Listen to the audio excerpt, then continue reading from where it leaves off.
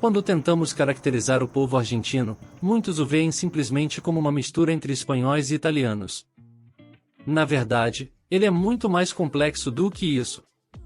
Esses grupos étnicos realmente representam a maior parte da descendência dos argentinos, mas essa explicação é simplista demais e deixa de fora muitas das diversas correntes populacionais que moldaram os argentinos de hoje. Neste vídeo, vamos explorar as origens da identidade argentina e também responder a algumas das afirmações mais comuns sobre a demografia do país. Por que há tão poucos afrodescendentes na Argentina? Será que os argentinos são realmente predominantemente de ascendência europeia? Fique ligado neste vídeo para descobrir isso e muito mais. Imagine um vasto território, rico, porém invisível aos olhos dos ambiciosos espanhóis, que buscavam apenas ouro e prata. Essa terra, conhecida hoje como Argentina, não reluzia com os mesmos minerais cintilantes encontrados no México e, por isso, não despertava tanto interesse. Os nativos que habitavam essas terras, apesar de inicialmente acolhedores, reagiram com ferocidade quando maltratados. Os primeiros espanhóis que chegaram foram forçados a abandonar o forte de Satir, marcando o início conturbado nesta região. Buenos Aires, a grande cidade, teve que se estabelecer 2 vezes. A riqueza da Argentina talvez não tenha brilhado na forma de ouro e prata, mas estava enraizada no solo fértil, aguardando pacientemente sua descoberta.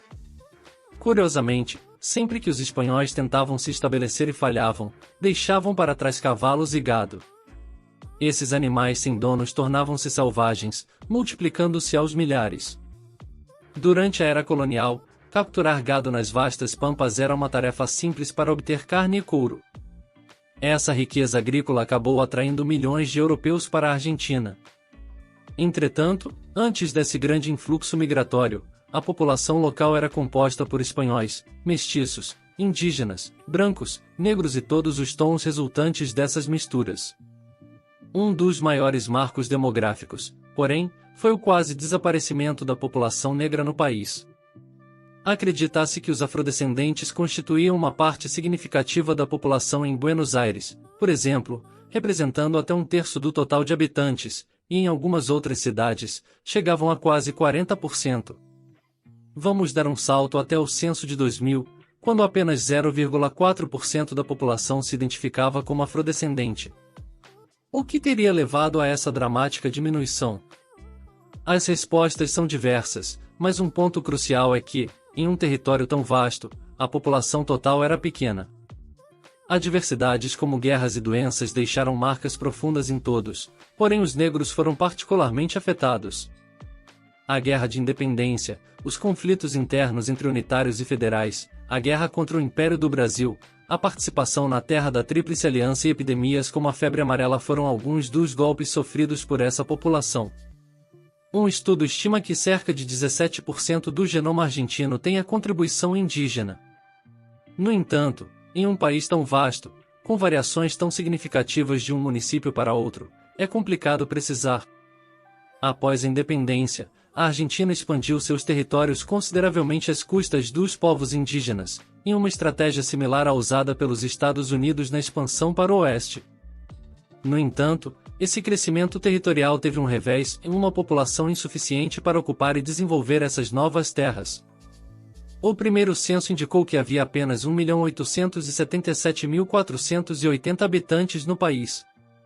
A solução encontrada foi estimular a vinda de colonos imigrantes europeus, um movimento que já existia de forma limitada desde a independência, porém ganhou força maciça após a promulgação da Constituição Nacional.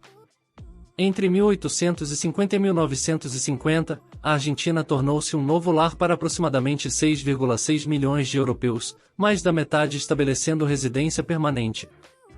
No censo de 1914, já contabilizavam 7,9 milhões de habitantes, dos quais 43% eram de origem estrangeira. A predominância era italiana, com 50%, seguida por espanhóis, com 50%, e também os franceses. Vale destacar que, mesmo com a maioria vinda da Espanha e da Itália, houve um fluxo considerável de outras nacionalidades formando importantes colônias pelo interior do país. Entre esses grupos, destacavam-se os alemães no Voga, na província de Buenos Aires Entre Rios, os galeses na Patagônia, ucranianos e alemães em Misiones, e os Estados Unidos em Santa Fé. Diversas outras colônias também deixaram sua marca na cultura e demografia local. A maioria desses imigrantes e colonos se estabeleceu na região pampiana, no litoral e nas grandes cidades do centro do país. Por outro lado, em áreas como o noroeste argentino, o impacto migratório foi menor, e a composição étnica variou pouco. A partir dessa imigração maciça, uma grande parcela dos argentinos de hoje tem suas raízes nesse caldeirão de culturas. Há quem diga que, por conta disso, os argentinos não possuem uma cultura própria ou se veem apenas como europeus. Entretanto, essa afirmação é reducionista e errada. Muitos dos costumes locais, especialmente aqueles relacionados à cultura gaúcha, foram adotados pelos imigrantes europeus e seus descendentes, perpetuando-se até hoje. O consumo de mate, os churrascos, a música e as danças típicas são apenas algumas dessas tradições. O polo, um dos esportes nacionais, nasceu na era do vice-reinado e continua vivo. A gastronomia também foi influenciada, a pizza argentina, por exemplo, difere da italiana, sendo feita com salsa em vez de manjericão. Enquanto em grande parte da América Latina o milho e as leguminosas são a base da alimentação, na Argentina, o protagonismo está no trigo e na carne bovina. Apesar das crises econômicas, o país mantém o título de maior consumidor per capita de carne bovina do mundo, com mais de 50 kg por pessoa ao ano.